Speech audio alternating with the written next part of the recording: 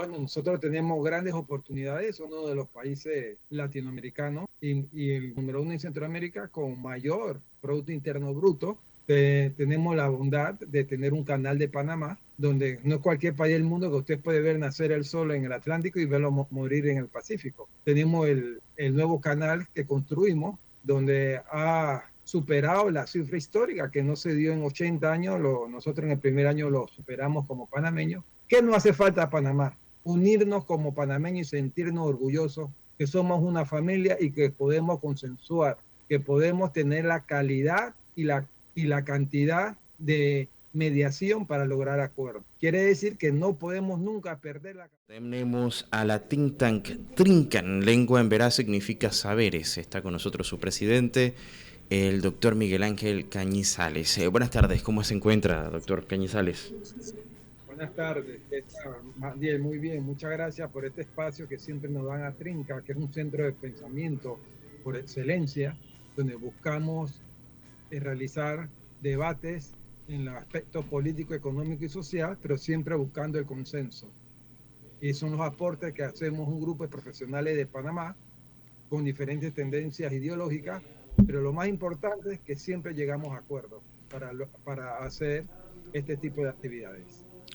Por supuesto que sí, y algo de lo que se ha hablado bastante acá, y creo que usted lo ha mencionado, es que como país tenemos que encontrar siempre la capacidad de diálogo y llegar a los acuerdos es fundamental para mantener la paz. Oiga, y hablando de paz, que es algo que parece que escasea en los últimos meses, y no solo en Panamá, sino en el mundo entero, cuán importante es que podamos asegurar un futuro más estable, y la educación es fundamental en todo esto, algo que ha sido fuertemente afectada en Panamá desde el COVID, ya en el 2020.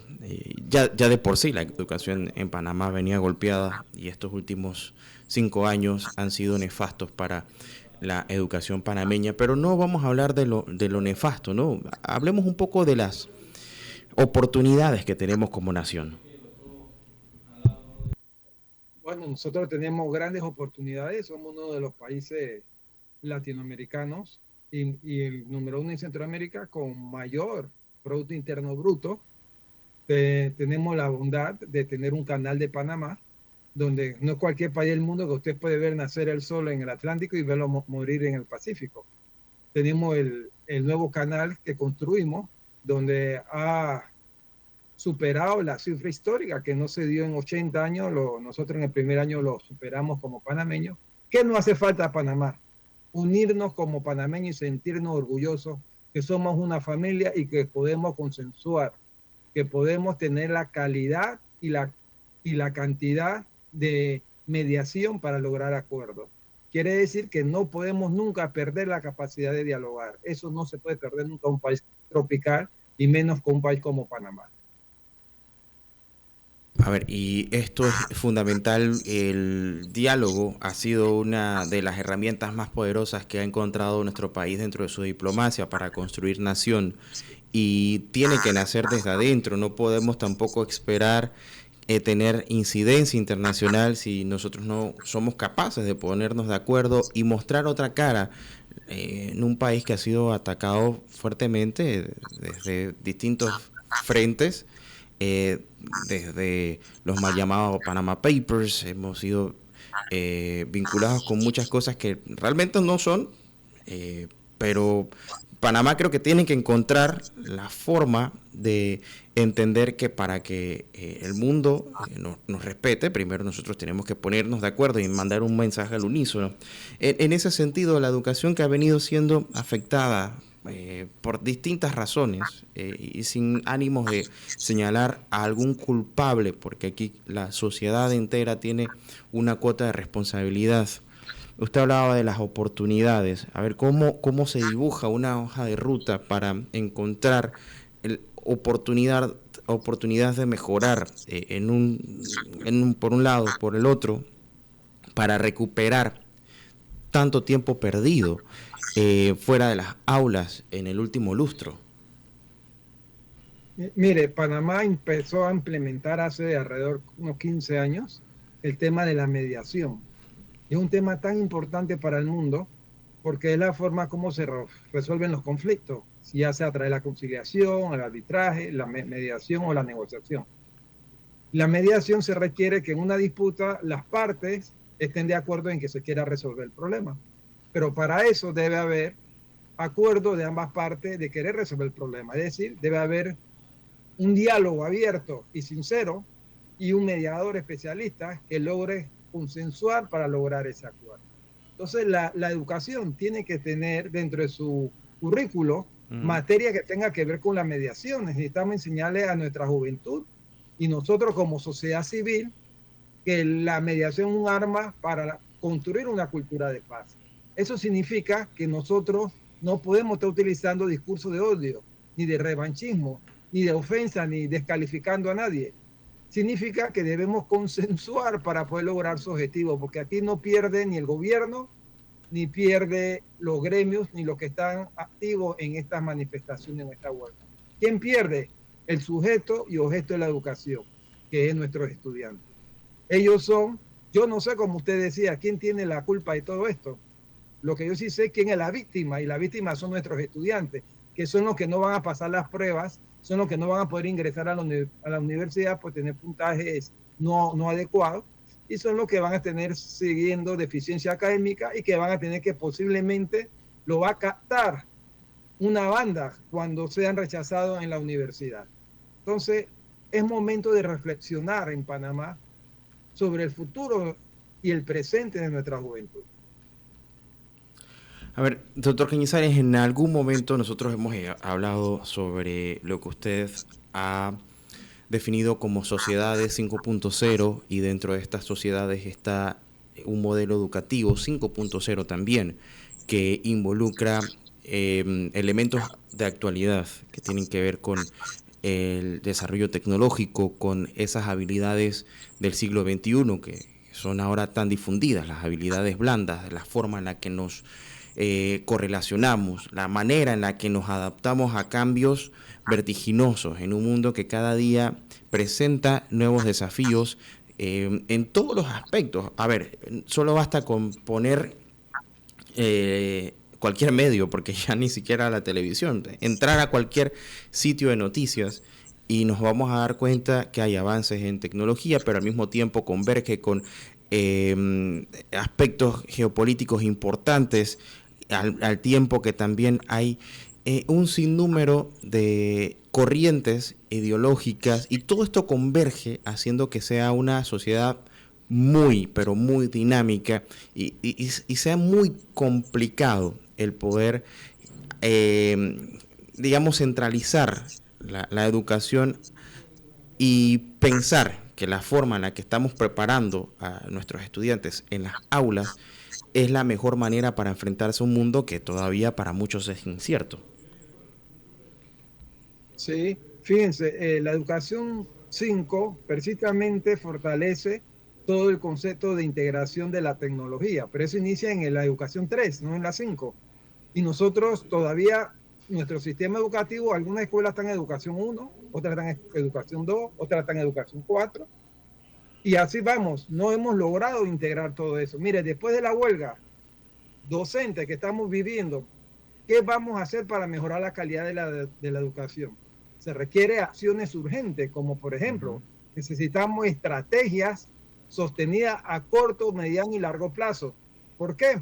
Porque la prioridad número 1 va a ser la recuperación académica de manera inmediata. ¿Por qué? Fíjense, hoy debió haber sido iniciado la vacación y se inició la vacación.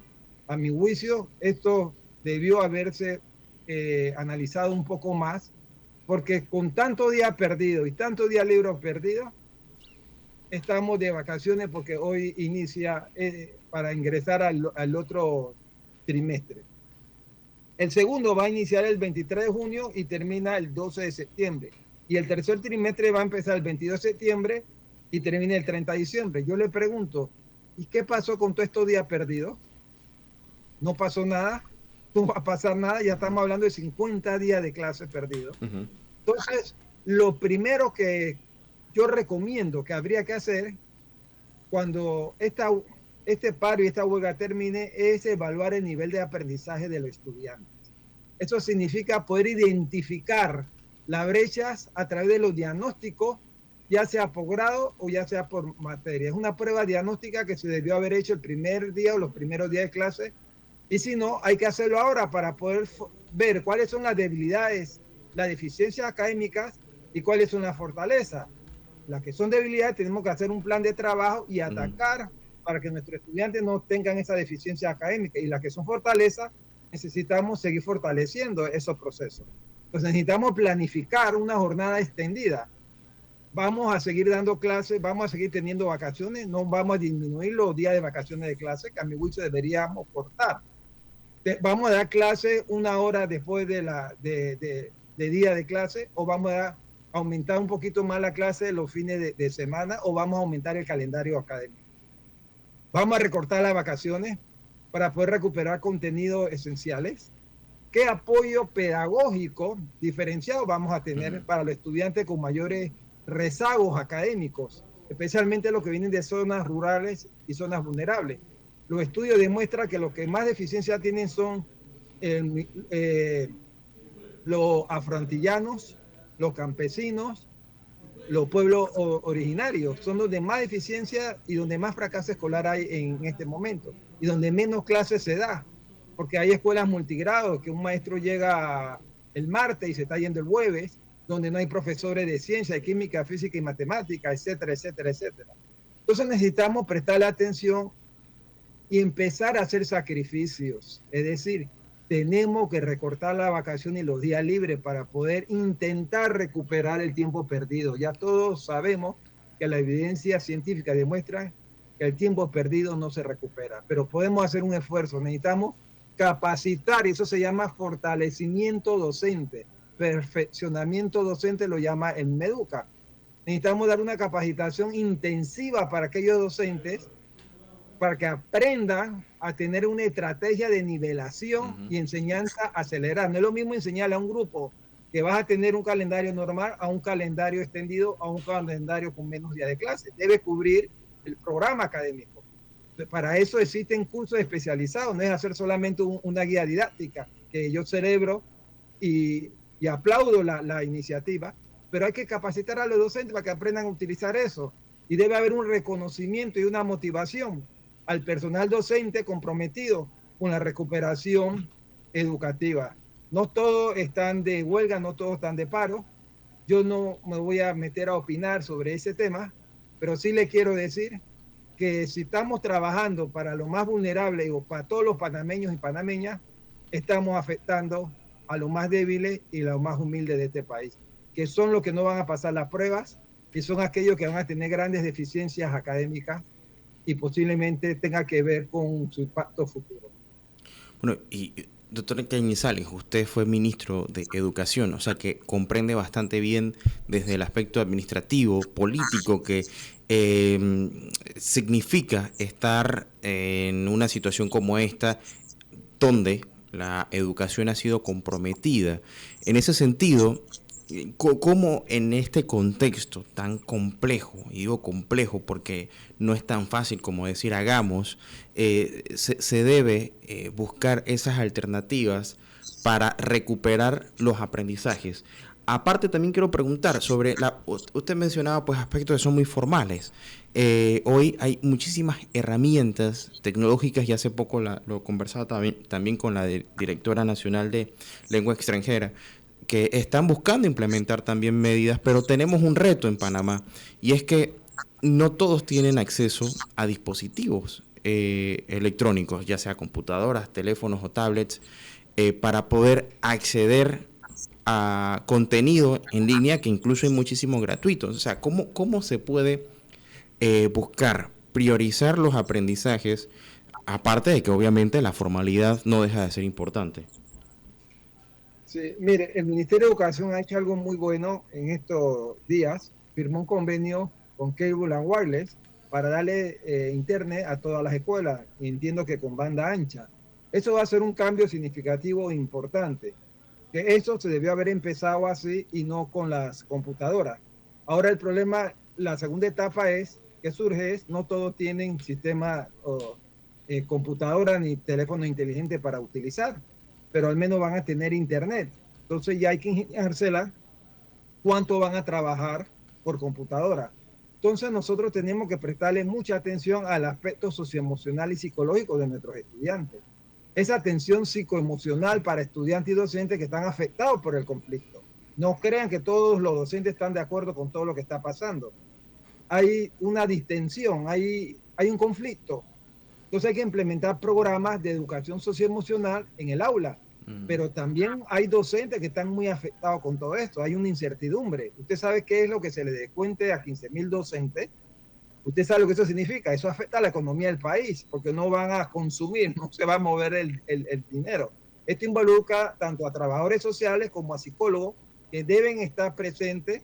Y algo interesante que está haciendo el ministerio, que es que están aumentando la capacidad, los psicólogos en los consultorios psicopedagógicos. Eso es algo excelente porque se van a requerir, hay muy pocos psicólogos para la cantidad de psicogabinetes que existen. Otro punto importante es la participación de los padres en la comunidad, es decir, la comunidad educativa, porque hay que crear comités escolares. Fíjese bien, vamos a tener que crear comités escolares de recuperación educativa con participación de los padres de familia, de maestros jubilados, maestras jubiladas, que puedan ayudar a los docentes en la recuperación de esos aprendizajes.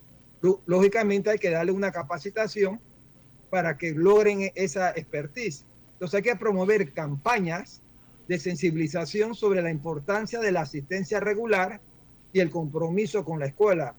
Hay que fomentar las tutorías comunitarias y el voluntariado para reforzar esos aprendizajes. Hay mucho que hacer todavía, eso está empezando. No sabemos cuándo va a terminar. La última vez que hubo una huelga tan larga de los educadores fue en el año 2007, que duró 2 meses. Aquí ya vamos por 50 días y le puedo decir que el efecto fue devastador. Tanto es así que en el 2007, más lo que pasó en la pandemia, más ahora, no estamos hablando de 500 días de clases perdidos, estamos hablando de muchos más días de clases perdidos. Desde la pandemia ahora se habla de 500. Pero eso afectó el presupuesto. 362 millones dejaron de aplicarse en el año 23 y se le retiró al Ministerio de Educación. En este periodo también se le ha transferido para el Ministerio de Obras Públicas. Han habido 3 veces que se han hecho este tipo de elementos.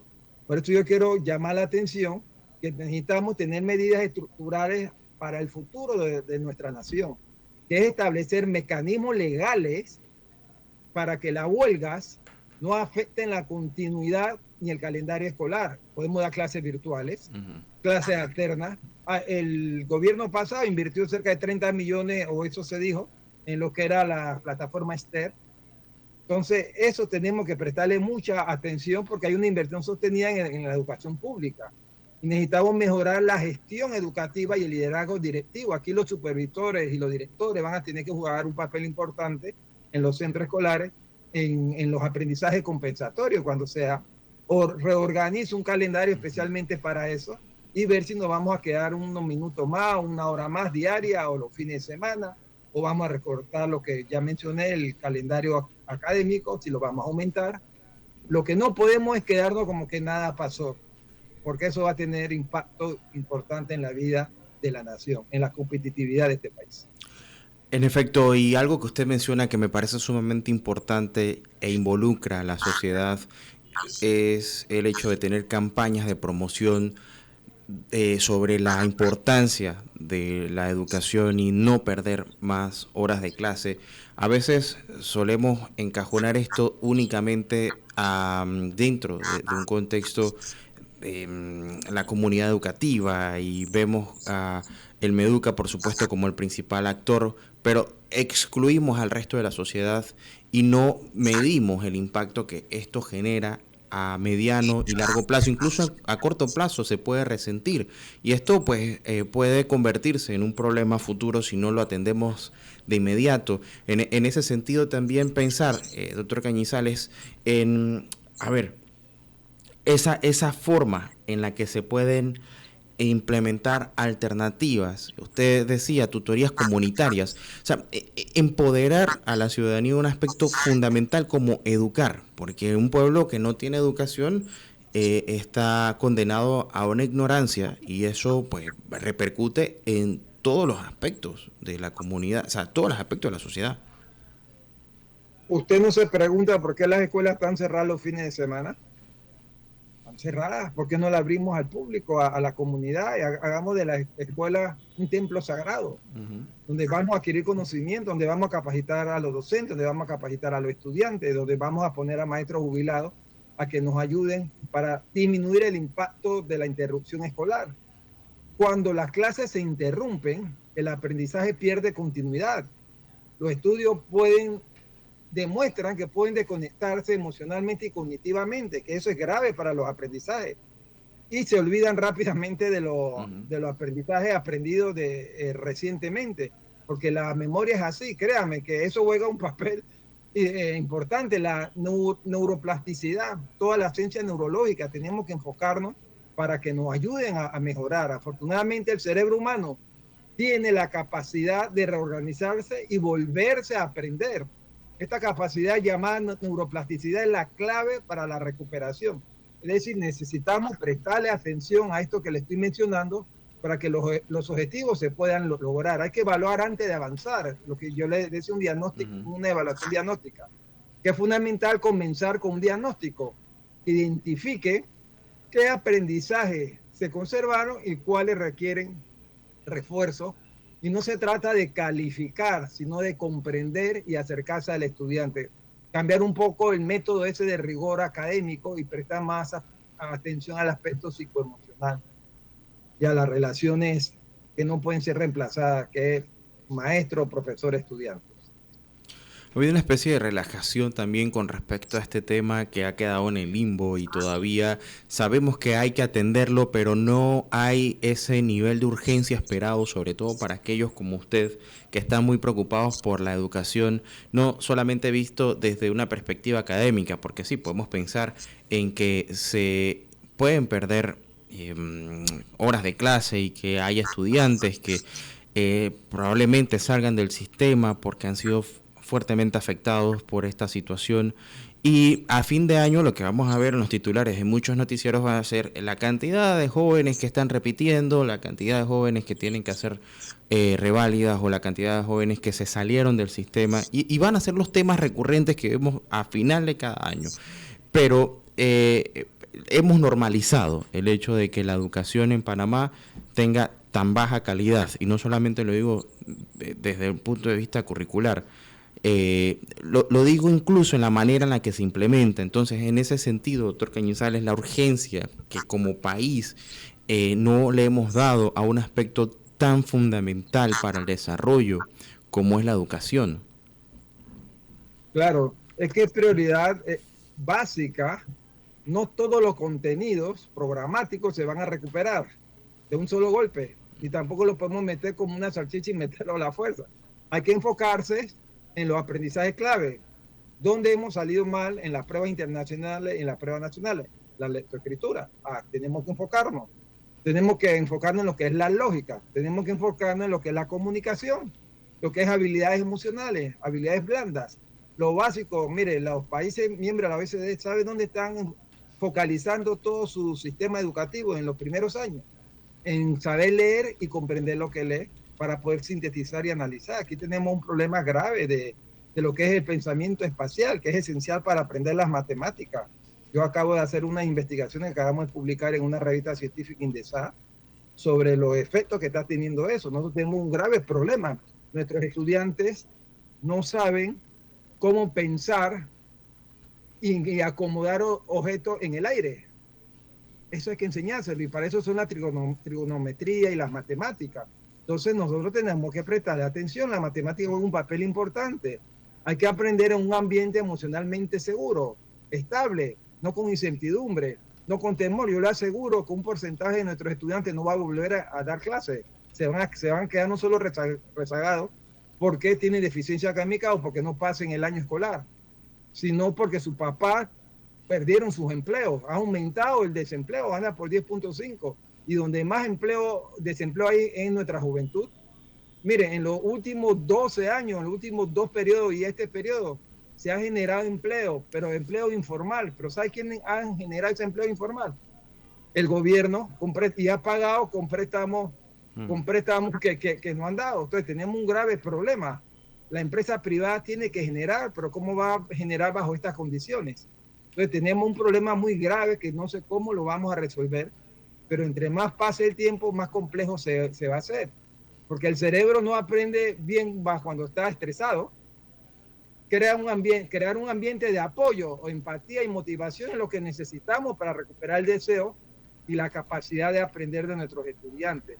Y además hacerle la vida agradable. El rol de la familia y la comunidad, como yo le mencionaba, la recuperación también ocurre en casa. Las familias pueden contribuir con esos hábitos saludables, lecturas compartidas, todo lo que es el acompañamiento emocional. Pero tenemos que unirnos como sociedad, no podemos perder la capacidad de dialogar. Y eso es lo que a mí me preocupa, ese discurso de descalificación, de odio entre las partes involucradas en el conflicto.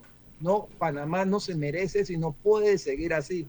Panamá tiene que avanzar, Panamá es un país exitoso, todo el que viene a Panamá le gusta, pero tenemos que interponer nuestros deseos personales y pensar más como país y como nación, porque esta es una gran nación.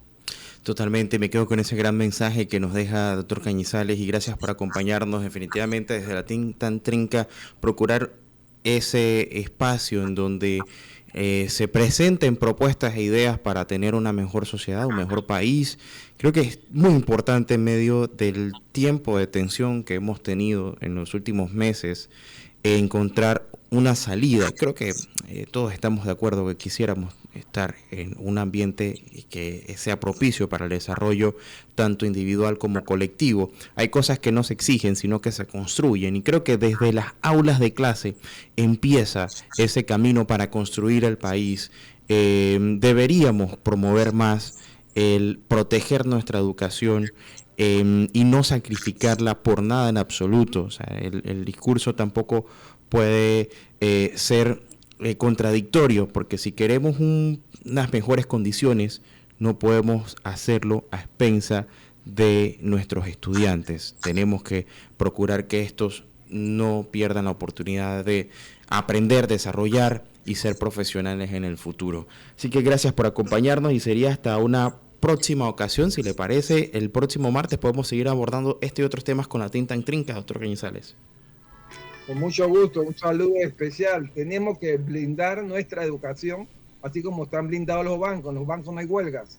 Bueno, tenemos que pensar en una ley que nos permita blindar nuestro sistema educativo también. Gracias, saludos. Un gusto al doctor Miguel Ángel Cañizales, presidente de la Tinta Trinca Panamá. Aquí estamos todos los martes hablando de este y otros temas, abordando actualidad en Panamá, cómo tener un mejor país a partir de esas ideas y propuestas.